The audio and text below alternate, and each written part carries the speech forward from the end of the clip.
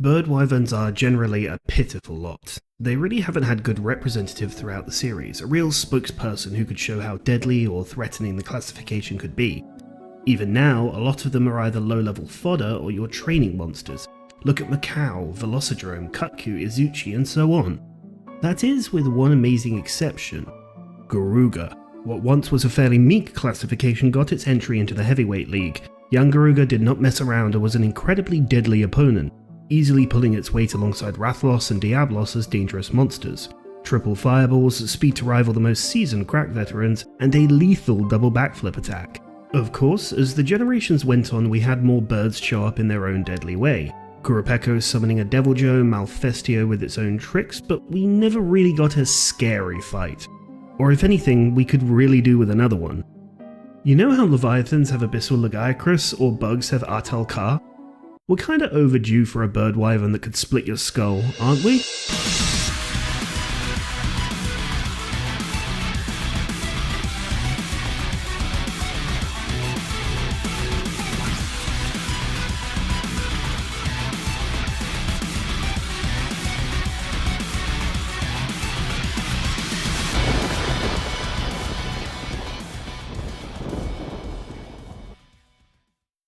Say hello to Zenith Toridcless, a pigeon.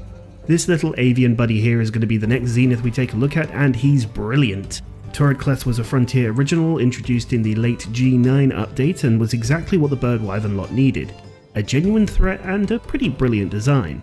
The head is almost owl-like, both in coloration and in the giant eyes in comparison to other monsters. Fun fact, this results in a very obvious effect when the monster is KO'd as they visibly close. Pretty cool, right? But of course we want to talk about the real meat and potatoes of the thing. The main feature and design of the beast involves these genuinely impressive wings, naturally being the Zenith enhanced body part of the day-to-day, massive and resplendent in colour. Whilst they do what you'd expect from wings, that is, fly, they're also giant solar panels. Welcome to the first Zenith monster to actively think about its carbon footprint. Toridcless here decides that your standard elements aren't enough, it has to infuse them with the unmatched power of the sun. With that comes the dreadful Zenith Thunderblight, which you'll remember from previous episodes will collapse your heart if you don't bring the correct resistance levels, as well as Zenith level wind pressure. To get itself all geared up, Torid will start the fight by taking in the natural sun of the area, be it on the stratospheric top of the highlands or the shining painted waterfalls, so you'll have a couple of scripted roars and a burst when it charges itself up. It's very nice to build up various gauges and to get some free hits in for your weapon. Once the battery is full, however, you best be ready because there's two things that this fight will challenge you on. First, you'll notice that Torid is fast, ridiculously so. You'll be seeing multiple chained moves, frightening flights, and a few moves designed to mess with your positioning. Fast weapons like dual blades or switch axe will have a blast on this fight, as it ends up involving the rhythm game like back and forth that Frontier is known for, but you do have to be careful. See, nothing messes up a fast fight like a slight delay to an attack. For example, for Zenith Wind, the effect comes a little bit behind the visual. Not to mention if Torid runs out of charge mid-fight, those moves slow right down, so it's easy to be caught off guard. Secondly, it's obvious that staying attentive throughout the skirmish is going to be a very valuable skill here, so why not kick it up a notch? You have to be laser focused on everything here, even the slightest adjustment to a tell will mean a completely different attack, so we'll go through some examples that show just how on the ball you have to be to stand a chance against the Elder Pigeon here. First thing about this is the side dashes. Torid will rarely do traditional charges and instead prefers to flank you at lightning speed. Manual camera control is your friend here since the bird will be out of your visual range before you know it. This monster doesn't just attack forwards but from the side or even behind you often. Secondly, with these tails are the takeoff attacks. A vast majority of the attacks from Toridcless involve it taking to the skies as part of the animation.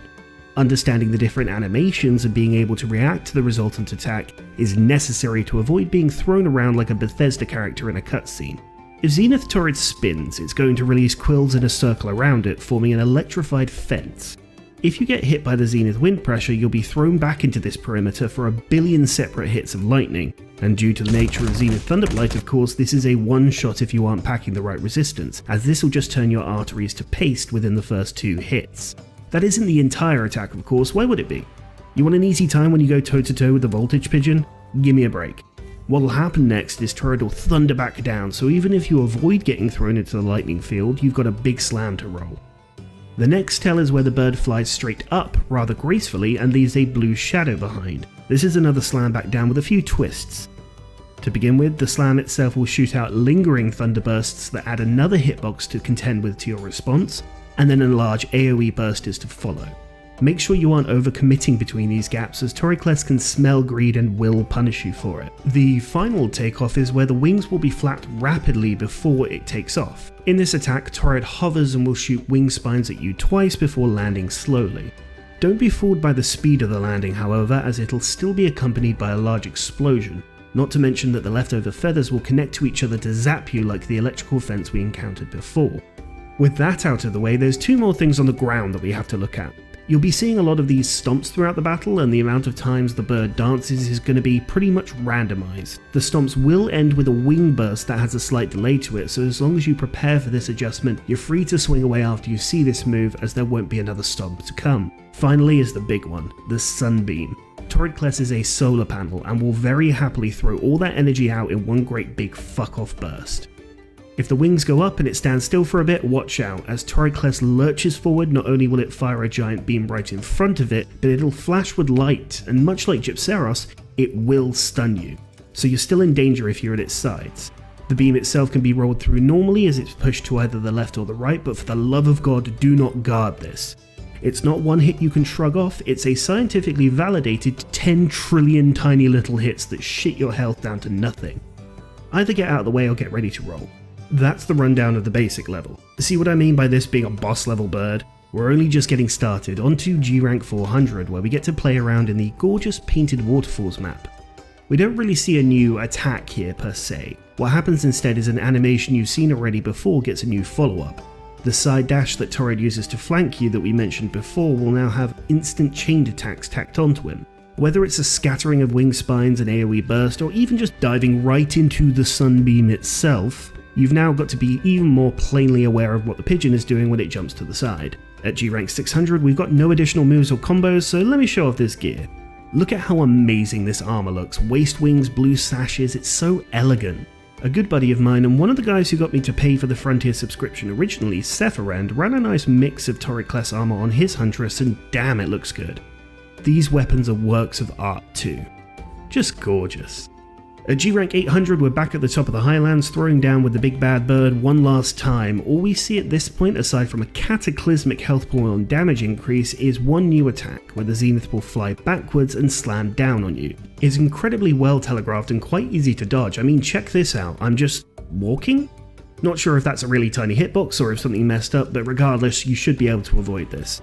If for whatever reason you decide to roleplay as a lobotomite, you'll get pushed into the earth and stomped on until you perish. Really, you shouldn't be getting smacked by this. As a final point covering the fight, we come to the wing break itself. Both wings must be broken separately before any effects start to manifest, but for that you'll receive a complete nullification of the Zenith Wind, which is a huge nerf to the beast, and on top of that the Sunbeam loses a lot of its size. When you're getting Zenith Wind thrown at you throughout pretty much every move, you'll really notice how much easier it is to breathe without it. It's magnificent. Zenith Toridcless brings up a good point in that not every big, massive, scary monster needs to be an Elder. We've seen this with the brilliant Atal Kar and a few other cool introductions like Savage Deviljho and Basilgeuse, so why not give those birds a chance? Yes, this video has all been a thinly veiled attempt at me saying we should get the base species Toridcless as one of our next frontier monsters returning, but the Zenith kicks ass too. I was once told that Switch Axe sucks on fast fights. Zenith Torid taught me otherwise, and it's one of the most enjoyable dances in the game.